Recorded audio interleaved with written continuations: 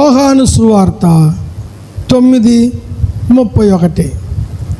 యోహాను సువార్త 9వ అధ్యాయము 31వ వచనము చూడండి ప్రియులారా. దేవుడు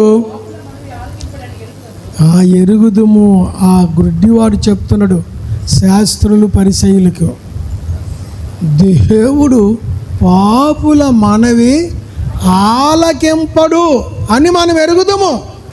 అందుకే మనం పాపులుగా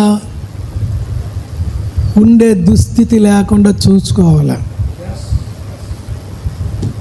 పాపము లేని వారిగా, పాపము చేయని వారిగా ఉండేటట్లు చూసుకోవాలి. 2 రకముల పాపములు ఉన్నాయి, గమనించండి. ఏదైనా పాపమే కదండి అంటుంటాము, పెద్ద పాపము చిన్న పాపము అని అలాగేం లేదండి, ఈ పాపం పాపమని అంటున్నాం. కానీ పాపములలో 2 రకముల పాపములు ఉన్నాయని వాక్యంలో రాసింది. నేను సొంతగా చెప్తే మరి అదేట అలా చెప్పారని మీరు నన్ను అడగొచ్చు. కానీ చూడండి, యోహాను రాసిన పత్రిక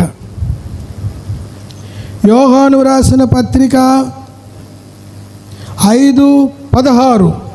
తన సహోదరుడు ఏం పాపం ఇది?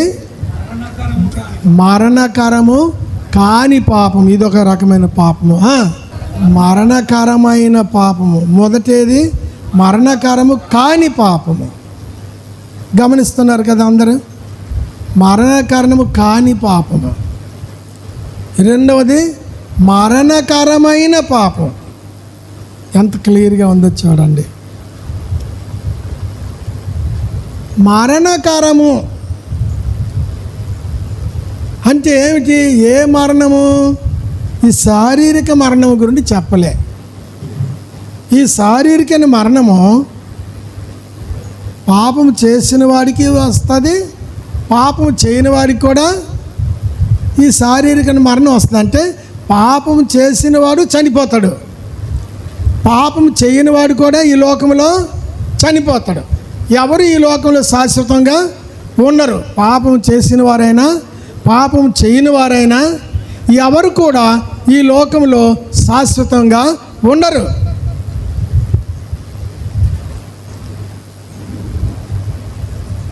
కాబట్టి మరణకరము కాని పాపము, మరణకరమైన పాపము అంటే ఏ మరణం గూర్చి? అగ్నిగుండములో పడవేయబడ్డం అనేది అది 2వ మరణం. ఆ మరణమును గూర్చి మాట్లాడుతున్నాడు. ఎవని పేరైనను జీవగ్రంథమందు వ్రాయబడినట్టు కనబడని ఎడల వాడు అగ్నిగుండములో పడవేయబడును. ఇది 2వ మరణము. అగ్నిగుండములో పడవేయబడడం అనేది అది శాశ్వత మరణము, అది 2వ మరణము. ఆ అగ్నిగుండములో పడవేయబడే ఆ భయంకరమైనటువంటి మరణము సంభవించే పాపము. ఈ లోక మరణం గురించి మాట్లాడలే.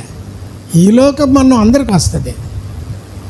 పాపాత్ముడు మరణిస్తాడు, నీతిమంతుడు కూడా మరణిస్తాడు. ఇది కాదు. ప్రకటన 21:8 చూడండి. 2వ మరణము పిరికివారును అవిశ్వాసులను అసహ్యులను నరహంతకులను వ్యభిచారులను మాంత్రికులను విగ్రహారాధికులను అబద్ధికులు వీరందరూ కూడా అగ్నిగంధకములతో మండు గుండములో పాలు పొందుదురు. ఈ అగ్నిగుండములో పడిపోవడం అనేది ఇది 2వ మరణము. ఈ 2వ మరణము గురించి మాట్లాడుతున్నాడు. ఎవరైతే ఈ 2వ మరణములో పడిపోయేటట్టు పాపం చేస్తారో ఆ పాపము అది మరణకరమైన పాపము. సరే, ఆ మరణకరమైన పాపం ఏమిటో మనము తర్వాత కొద్ది నిమిషాలు చూద్దాం. మరణకరము కాని పాపములు ఉన్నాయి. అవి ముందు చూద్దాం. చాలా పాపములు చాలా ఉన్నాయి, అన్నీ ఒకేసారి మనం చెప్పుకోలేము. ఒక్క మాటలో చెప్పారు యోహాను గారు, ఆజ్ఞాతిక్రమమే పాపం. అంటే దేవుడిచ్చిన ఆజ్ఞ ఏదైనా సరే దాన్ని అతిక్రమిస్తే అదే పాపం. ఒక్క మాట. అది వివరంలోకి వెళ్తే ఆజ్ఞ అంటే ఏమిటండి, అతిక్రమించడం అంటే ఏమిటండి, అది వివరాల్లోకి వెళ్తే చాలా. అప్పుడు ఎన్ని పాపాలు చేస్తున్నాడు మానవుడు తెలుస్తుంది. కాబట్టి వీటన్నిటిని కలిపి ఒక్క మాటలో చెప్పాడు, ఆజ్ఞను అతిక్రమించడము పాపము. ఇక్కడి నుండి కొన్ని పాపములుగా ఎంచబడి వాటిని గ్రంథంలో రాశాడు. అవన్నీ చూడలేమని కొన్ని చూద్దాము. చూడండి ప్రియులారా, కొన్ని చూద్దాము.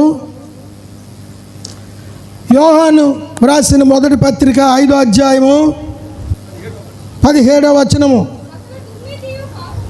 ఏంటి తల్లి? సకల దుర్నీతి పాపం. చాలు తల్లి ఈ ఒక్క మాట. సకల దుర్నీతి పాపమే. ఈ లోకంలో ఎన్నో దుర్నీతులు ఉన్నాయి, నీతులు ఉన్నాయి, దుర్నీతి కూడా ఉంది. దుర్నీతి అంటే ఏమిటి? చెడ్డ నీతి,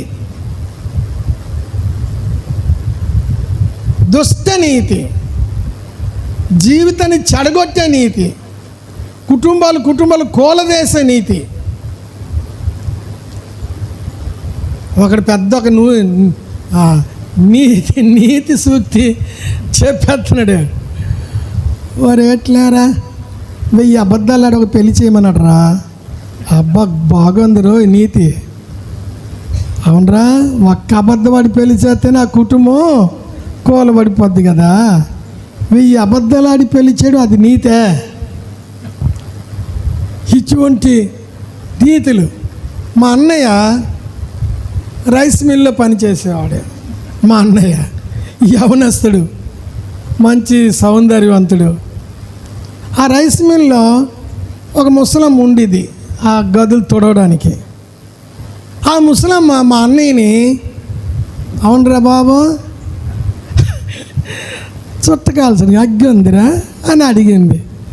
అప్పుడు మా అన్నయ్య అన్నాడు, ముసలిదానా నేను చుట్ట కాల్చిన నా దగ్గర అగ్గి పెట్టి అక్కడిది అన్నాడు.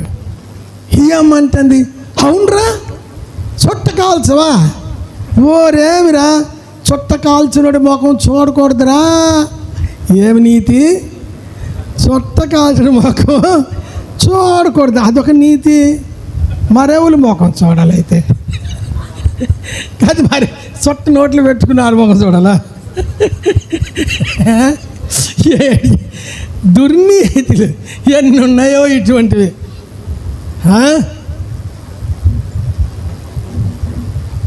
జీవితాలను పాడు చేసే. మా అన్నయ్య అమాయకుడు, చిన్న వయసు, యవనస్తుడు, అమాయకంగా బలి అయిపోయాడు. అమ్మ నాయన నా మోకం ఎవరు చూడరు కావాలనుకొని చుట్టకాలను మొదలు పెట్టేశాడు. ఏంటనుకున్నాడు, నా ముఖము ఎవరు చూడరు కావాలే, ఇదేదో గొప్ప నీతిలాగా ఉంది అనుకొని తెలియక చుట్ట కాల్చడం మొదలుపెట్టాడు. ఇలాగ ఎన్నో. ఒక అతను అన్నాడు, యేసుప్రభువు నమ్మినోడే అని తెలియదు.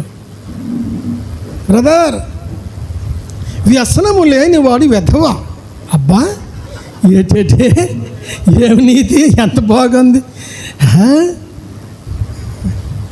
వ్యసనము లేనివాడు వెధవా, వ్యసనమును అంటి ఉండకూడదు. అబ్బా అంటే పొద్దస్తమన తాగొద్దట, అప్పుడప్పుడు తాగొచ్చట. ఇదేంటిది? అసలు తాగుబోతులు దేవుని రాజ్యంలో చారని ఎక్కడుంది? అంటే అప్పుడప్పుడు తాగినా, పొద్దస్తమన తాగినా తాగుబోతే. కొంతమంది అంటారు, మావాడండి తాగుతాడు కానీ ఎవరికేట అండండి, కాము గొంతాడండి. అది ఎందుకేట అంటాడు, వాయించేస్తారు ఎవరికైనా ఏదైనా అంటే, అందుకేటండు. ఇలాగ దుర్నీతి. మా అన్నయ్య త్రాగుడు కూడా అలవాటు అయ్యాడు. అదేటమ్మా అలాగన్నీ అంటే, మా అమ్మ అనేది తెలియక, ఆడలాగా నువ్వు కష్టపడుతున్నావురా, పొద్దుల్లా కష్టపడితే ఒళ్ళాలు నొప్పులు అయిపోతాయి, అందుకే తాగుతాడు అంటుంది. నొప్పులు తాగడానికి తాగుడేనా, మరి ఇంకేట్లేదా నొప్పులు తాగడానికి? అంటే ఇలాగ దుర్నీతి సూక్తులు, ఇలాగ ఎన్నో సకల దుర్నీతి పాపము. దేవుడు చెప్పాడు పాపమని. ఇక అన్నీ చెప్పుకొని వెళ్తే మన సమయం చాలదు. ఇటువంటి దుర్నీతి సూక్తులు మీకు చాలా తెలిసిన భయంకర కుటుంబాలు కూలదీసేస్తున్నారు. ఏమండి, ఆ భార్య అడుగుతుంది, ఏమండి ఇంత రాత్రి వేళ అప్పుడు వస్తారేటండి, 1 గంట, ఈ 1 గంట అప్పుడు వస్తారేటండి, డ్యూటీ 6 గంటలకు అయిపోయింది కదా, ఇంతవరకు ఏంటండి, ఎక్కడ తిరుగుతున్నారండి, పిల్లలు మీకోసం నాన్న నాన్న నాన్న అని ఎదురు చూసి, బాబు పడుకో నాన్న, బాబు పడుకో బాబు, అమ్మ పడుకో, నాన్నగారు వస్తారులని వాళ్ళు ఓదార్చి పడుకోబెట్టి, మేమందరం ఈ రాకపోతే మీరు ఇప్పుడు ఏంటండి ఈ వాళ్ళకం, రావడం రాడు ఎలుగుబంటిలాగా వస్తాడు, ఇలాగ తూగుతూ ఊగుతూ, కంపు మా మహాతల్లి అంత కంపు అయినా ఆయన ఇలా పట్టుకొని ఆ మూతి తుడిసి ఉమ్ము తుడిసి అన్నీ చేసి ముఖం కడిగి అన్నీ చేస్తుంది ఆ భార్య. ఏంటండి ఇలాగా అంటే, నా ఇష్టం అంటాడు. ఏంటే నీ ఇష్టమా? ఆ పక్కన ముసలిదే ఉంటుంది, ఆ అమ్మ ఒక దుర్నీతి సూక్తి ఒకటి వదులుతుంది. ఏటంతాను కొడుకు తినేస్తున్నావు, మగవాడు ఎన్ని కొప్పుల్లోనైనా పువ్వు మూడొచ్చట. ఇది మరి కొప్పులన్నీ నీకు అంత చులకనా? నీకు దేవుడు ఏ కొప్పు ఇచ్చాడో ఆ కొప్పులో పువ్వు మూడు. ఊరిలో కొప్పులన్నిటి మీద మూడొచ్చు అంటే అది వ్యభిచారం కదా. కానీ అదొక నీతి. మగవాడు ఎన్ని కొప్పుల్లోనైనా ఇలాగ కుటుంబాలు పాడు చేసేస్తున్నారు. అందుకే ప్రభు చెప్పాడు, సకల దుర్నీతి పాపం. అందుకే పౌలు గారు చెప్పారు తిమోతికి రాసినటువంటి పత్రికలో 2వ తిమోతి పత్రిక 2వ తిమోతి పత్రిక 2వ అధ్యాయము 19. అయినను దేవుని యొక్క స్థిరమైన పునాది నిలకడగా ఉన్నది. ప్రభు తన వారిని ఎరుగును. తనవారు ప్రత్యేకం. తనవారు ఎక్కడున్నా తన వారిని ప్రభు ఎరుగును. ఈ కుమార్తె నా కుమార్తె, ఈ కుమారుడు నా కుమారుడు అని తన వారిని ఎరుగును.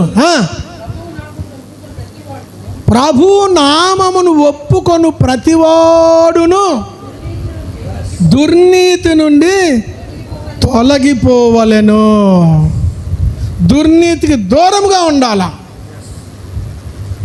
దుర్నీతికి చోటు ఇవ్వకూడదు.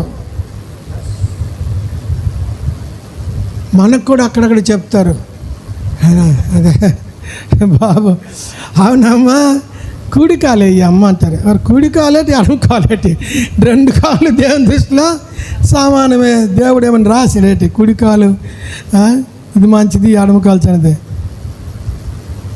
ఏ కాలేని ఒకటే, అడు కుడి కాలే ఉన్నాడు.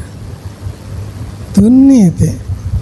వాళ్ళ అమ్మ మీ ఆయన డ్యూటీకి వెళ్ళినప్పుడు ఎదురుగా రాయే, ఎదురులు అమ్మ ఏమాయ్ డ్యూటీకి వెళ్తానన్నా, అక్కడ వంకాయలు కోతలు వేసిపోయి గబగ వెళ్ళి ఇలాగలి ఎదురు వస్తుంది. వెళ్తాడు, ఆ దారిలో లారీ ఈడ్చుకెళ్ళిపోద్ది సైకిల్తో నాడికి. ఈ ఎదురేటైంది.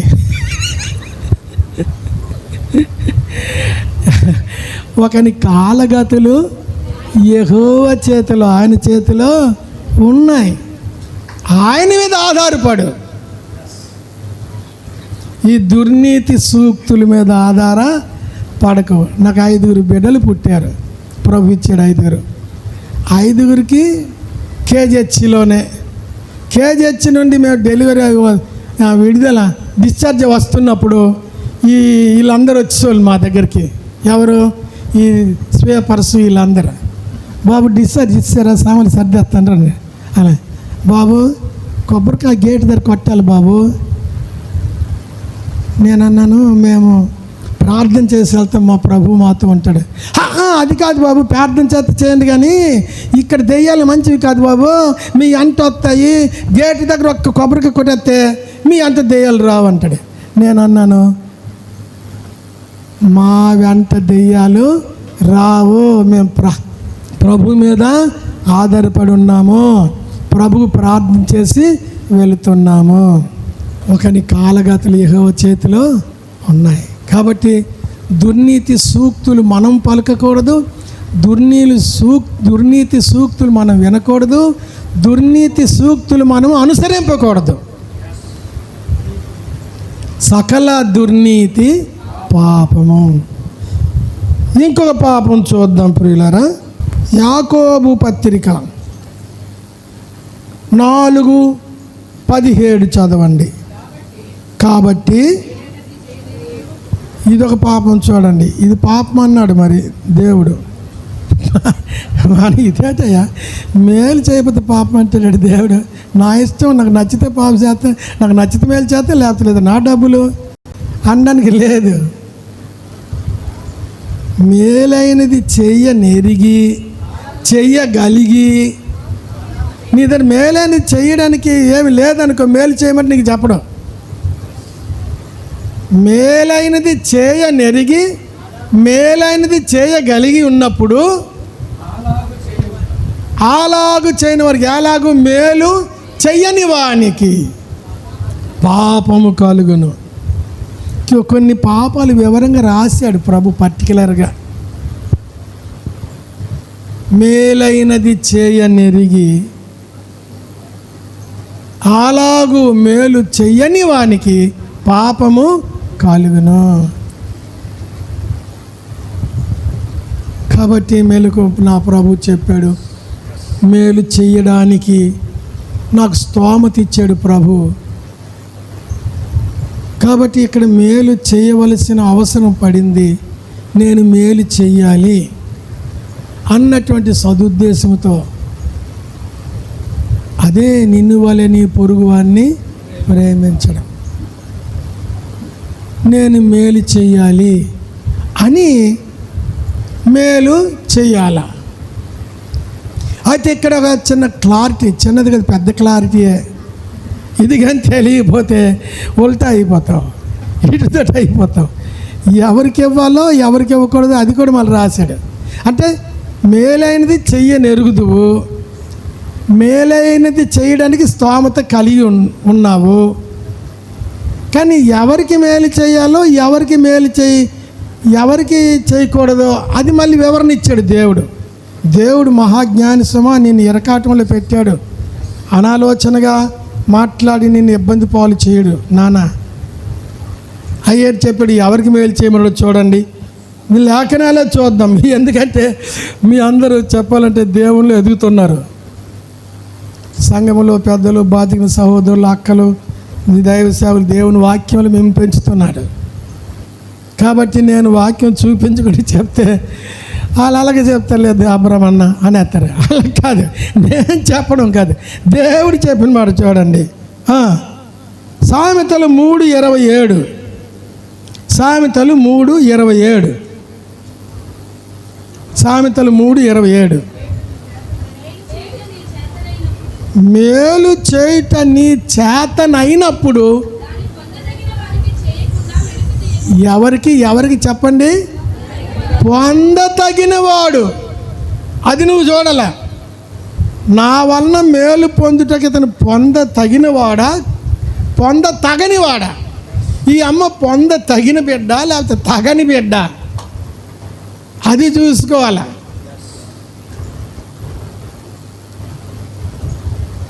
ఒక అతను ఊరల్లా అప్పులు చేసి పీక మీద తాగెత్తండి అనుకో, ఇంకెక్కడ అప్పు దొరకట్లేదు అనుకో, నీ దగ్గరకు వస్తాడు. ఆడు ఊరల్లా అప్పులు చేసి తాగెత్తాడు, నువ్వు ఇప్పుడు ఇచ్చిన మళ్ళీ నీకెక్కడ తీరుతాడు? వాళ్ళందరికీ తీర్చడానికి సాలక. తర్వాత దేనికి అడుగుతున్నాడు? చెడు వ్యసనం కోసము అడుగుతాడు. ఒకసారి మా ఊరు సంక్రాంతి పండుగకి సెలవులకి వెళ్ళాను. వెళ్తే ఆ పండుగలో పల్లెటూళ్ళు మామూలుగా దగ్గరకు వస్తారు డబ్బులు ఇస్తామని. నేనేమో అక్కడ ముసలోళ్ళు గట్టి ఉంటే ఏదైనా టీ తాగామో అదని ఇలాగిస్తాను. ఒక అతను వచ్చాడు, మామ ఒక పెగ్గకి డబ్బులు మామ అంటాడు. ఏంటి? సారా ప్యాకెట్కి డబ్బులు ఇవ్వాలట. అనరా, సారా ప్యాకెట్కి డబ్బులు ఇచ్చిన వాళ్ళ కనిపిస్తానరా, నీకు పెగ్గకి డబ్బులు ఇవ్వాలా? అబ్బా, అలాగ నేను ఇవ్వకూడదు బాయ్, నువ్వు కూడా అలా తాగకూడదు. ఆ డబ్బులు నీ కుటుంబానికి, నీ భార్య బిడ్డలకి ఏదైనా కొనేసి తినిపిస్తే నీకు మంచిది. ఆ డబ్బులు పెట్టి అది తాగుతావు, నీ ఆరోగ్యాన్ని చెడగొట్టుకుంటావు. నీ ఆరోగ్యం చెడిపోయినందువల్ల నీ కుటుంబానికి ఎంతో హాని, నీ కుటుంబానికి ఎంతో బాధ పెడతావు. తెచ్చింది తక్కువ, తాగుడికి ఎక్కువ ఖర్చు పెట్టేసి ఇంట్లో ఇచ్చింది తక్కువ. ఆ ఇంట్లో ఇచ్చింది తక్కువ దాంతో నా మహాతల్లి ఏటి కూర ఏటి తెస్తుంది, బియ్యం ఎంత కొంటుంది, ఎంత అన్నం వండుతుంది. నువ్వు ఇచ్చింది తక్కువ, మళ్ళీ ఇదేనే కూర, ఇదేనే కూర, ఇదేనే కూర అంటే నువ్వు ఇచ్చింది అంతయ్యా బాబు. నువ్వు సారా కొట్లంతా అక్కడికి వెళ్ళి తాగేసి ఇలాగ చేస్తారు. అప్పుడు నేను చెప్పాను, నేను అలాగా ఇవ్వను. మేలైనది చేయాలని మనసు ఉంది, డబ్బులు కూడా నా దగ్గర ఎప్పుడు ఎక్కువ డబ్బులు ఉంటాయి జేబులో.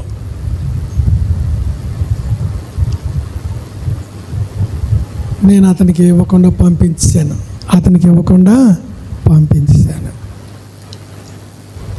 కాబట్టి ఎవరికి ఇవ్వాలి? తగిన వానికి ఇవ్వాలా. ఇంకా వివరంగా ప్రభు చెప్పాడు. ఏమిటి చెప్పాడు? విశ్వాస గృహమునకు చెందిన వారికి మేలు చేయుదము అన్నది. విశ్వాసులు, పేద విశ్వాసులు ఉంటారు. ఒక నెల ఫీజు కడితే ఇంకో నెల ఫీజు కట్టలేరు. పేదలు, దేవుడు వాళ్ళకి ఇచ్చింది అంతే.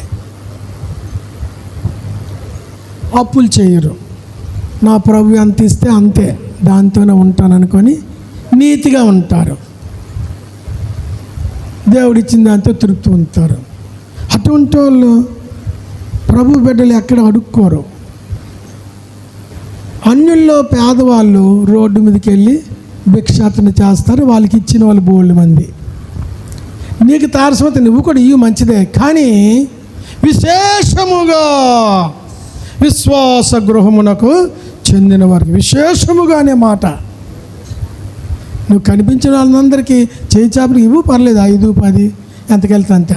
కానీ ఎక్కువగా విశ్వాస గృహమునకు చెందిన వారికి మేలు చేయాలి. విశేషముగా అంటే మరి ముఖ్యముగా, మరి ఎక్కువగా, మరి ప్రాముఖ్యముగా విశ్వాస గృహమునకు చెందిన వారికి. ఎలాగా?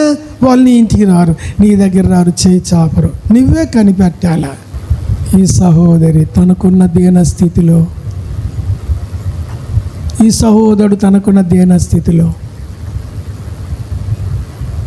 ఉన్నారు అని నీకు కలిగింది వస్త్రాలు, ఆర్థిక సహాయం, ఆహార వస్తువులు, ఏది వీలైతుంది. కొందరైతే బిడ్డలకి ఫీజులు కడతారు, చాలా చాలా చేస్తారు. తక్కువ జీతంతో ఎంత మెన్షన్ అవుతున్నారు ఈ విశ్వాస కుటుంబం. నీవే కోరి వెతికి వెళ్ళి వాళ్ళంతా వాళ్ళకున్న భక్తిని బట్టి అంటారు, వద్దులేండి అన్నగారు, వద్దులేండి అన్న సరే దేవుడు ఇమ్మన్నాడు బాబు, ఇది దేవుని ప్రేమ. విశ్వాస గృహమునకు చెందిన వారికి విశేషముగా ఇవ్వాలట. ప్రభు అట కాదు, విశేషముగా ఇవ్వాలని వ్రాయబడి ఉంది. దేవుని వాక్యం అట అని చెప్పకూడదు. ఒక పాట ఉంది, కుష్ఠరోగులు శుద్ధి చేసే అట. బైబిల్ ఉందని అట కాదు, అన్నీ సత్యమే. అట అనే పాట ఉంది. రక్షకుండు దయించినాడు అట్ట. ఏంటి అట్ట? నీకు తెలియదా కదా? రక్షకుడు కన్ఫర్మ్ లేదా నీకు? ఏమరా పుట్టాడు అట్ట అలాగంటావు. అలాగ పాటలు రాస్తారు కొందరు, అలా రాస్తారు. సరే, ఒక్క మాట ప్రభు కూడా ఆ మాట చెప్పాడు. ఆ మాట చూడండి ఎలాగన్నాడు. మత్తయి సువార్త 25వ అధ్యాయము 41 నుండి. అప్పుడు ఆయన ఎడమ వైపునున్న వారిని చూచి, శపింపబడిన వారులారా, నన్ను విడిచి అపవాదికిని దాని దూతలకును సిద్ధపరచబడిన నిత్యాగ్నిలోనికి పోవుడే. నేను ఆకలి గొంటిని, మీరు నాకు భోజనం పెట్టలేదు. దప్పిగొంటిని, మీరు నాకు దాహం ఇయ్యలేదు. పరదేశిన ఇంటిని, మీరు నన్ను చేర్చుకొనలేదు. దిగంబరిన ఇంటిని, మీరు నాకు బట్టలు ఇయ్యలేదు. రోగినై చెరచాల్లో ఉంటిని, మీరు నన్ను చూడరాలేదు అని చెప్పును. అప్పుడు ఇలేట్ అన్నారు, ప్రభువా, నీవు ఎప్పుడయ్యా ఆకలి కొని ఉండుటైనను, దప్పికొని ఉండుటైనను, పరదేశివై ఉండుటైనను, దిగంబరివై ఉండుటైనను, రోగివై ఉండుటైనను, చెరసాలలో ఉండుటైనను మేము ఆ పరిస్థితులు ఉండడం ఎప్పుడు మేము చూసాము? నిన్ను చూసి ఎప్పుడు మీకు ఇవ్వలేదు? ఎప్పుడయ్యా మీకు ఉపకారం చేయలేదు? మేము నిత్యాగ్నికి వెళ్ళిపోమంటాను మమ్మల్ని ఎప్పుడు అంటే ప్రభు అన్నాడు. అందుకు యేసు, మిక్కిలి అల్పులైన వీరిలో ఒకడికైనాను చేసిన వారితో ఏమన్నాడు? ఈ నా సహోదరులలో అనే మాట ఉంది. కుడివైపు ఉన్నవారితో చెప్పాడు, అల్పులైన ఈ నా సహోదరులలో. చూడండి, ఆ మాట పక్కనే ఉంటుంది. స్టీవెన్ నాన్న దొరికిందా? 40వ వచనం. మిక్కిలి అల్పులని వీరిలో ఎన్నో వచనం అది? 40. మిక్కిలి అల్పులైన ఈ నా సహోదరులలో. ప్రభు చెప్పిన మాట అది. ప్రభు బిడ్డలకి నువ్వు చేస్తే సహాయము దేవుని చేసినట్టుగా ప్రభు చెప్పాడు, నా సహోదరులు చెయ్యాలి మీరు. అదేటండి బాబు, అన్నదానం, గోదానం, భూదానం, నేత్రదానం అన్నీ చేసాం బాబు, ఊరల్లా పేరు మాగిపోతుంది అంటే ఏమో అదంత కాదు. మిక్కిలి అల్పులని ఈ నా సహోదరులకి, నా తమ్ముళ్ళకు, నా చెల్లెళ్ళకు, నా ప్రజలకు, అల్పులైన వారికి మీరు ఇచ్చారు కాబట్టి మీకు ప్రతిఫలము పరలోక రాజ్యాన్ని, నిత్య రాజ్యాన్ని స్వతంత్రించండి. నా సహోదరులైన వారికి మీరు ఇవ్వలేదు కాబట్టి అక్కడికి వెళ్ళండి. ప్రభు చెప్పిన మాట ఇది. మరి దాని సారాంశం ఏమిటంటే, విశేషముగా విశ్వాస గృహమునకు చెందిన వారికి మేలు చేయాలి. అలాగ మేలు చెయ్యనెరిగి చెయ్యకపోతే నీకు పాపం. ఎవరైనా సరే. కీర్తన గ్రంథము 19:13. కీర్తన గ్రంథము 19. ఏంటది? దురభిమాన పాపము. చాలండి. ఏం పాపం? ఏం అభిమానం అది?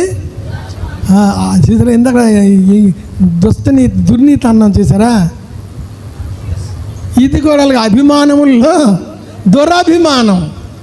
ఓరు నాయనో, ఇటువంటి దురాభిమానం కలిగిన వాళ్ళకి బోల్డ్ మందికి కనిపిస్తారు. నువ్వేమో వాళ్ళు దురాభిమానం చూపిస్తావు, నిజమైన అభిమానం అనుకుంటావు నువ్వు. ఈ సింగనాపురం నుండి ఒక బ్రదర్ వచ్చాడు మా ఇంటికి, సేవ చేస్తానికి వచ్చాడు. ఉన్నాడు చిన్న కుర్రాడు, యవనస్తుడు, సేవ చేస్తున్నాడు. ఒకరోజు వాళ్ళ ఊరు బయలుదేరుతూ అన్న నేను సింగనాపురం వెళ్ళి వస్తాను అన్నాడు. ఎక్కడో పని చేశాడు ప్రైవేట్గా, జీతం అందుకున్నాడు. ఊరెళ్ళి వస్తానని బయలుదేరాడు. సరే వెళ్ళిరా తమ్ముడు అన్న. ట్రైన్ ఎక్కడికి విశాఖపట్నం రైల్వే స్టేషన్కి వెళ్ళాడు. ఈ మోసగాళ్ళు మనుషులందరూ చూస్తుంటారు, పోల్చేస్తారు వాళ్ళు, ఎవరు అమాయకుడు ఎవరు తెలివైనడు అని. నువ్వు రైల్వే స్టేషన్ నుండి ఇలాగ అన్నావు అనుకో, ఆడు పోల్చి ఆ జేబులు డబ్బులు ఉన్నట్టు ఉన్నారని ఆడు పోల్చేస్తాడు. లేకపోతే ఆ మాటకి తడుగుతున్నాడు, ఉన్నాయా లేదని చూస్తున్నాడని. చూసారా? చాలా సరే ఇతనేమో జేబులు డబ్బులు ఉన్నాయా లేదు అని ఎలా చూసుకుంటాడు. వచ్చాడు, దొరికాడు అనుకొని వీడి దగ్గరికి వచ్చాడు. ఏమండి ఎవరు అంటే సింగనాపురం. సింగనాపురమా? ఆ దగ్గరేనండి మా ఊరు. అల్ల అతను మున్సిపల్ కార్పొరేటరు మావాడే.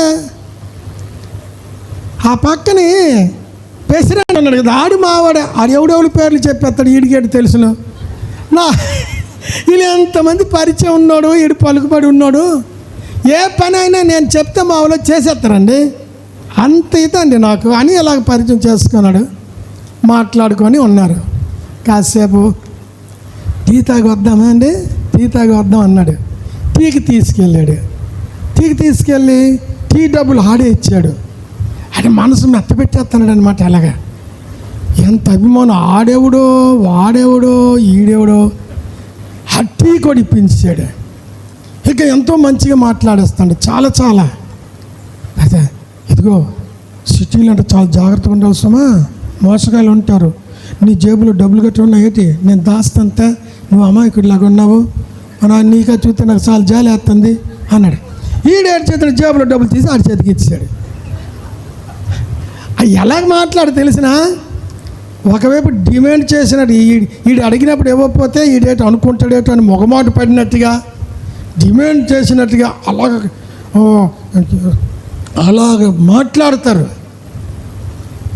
మాట్లాడితే ఈడు అమాయకంగా చేసి జేబులో పర్లేదు అన్నాడు.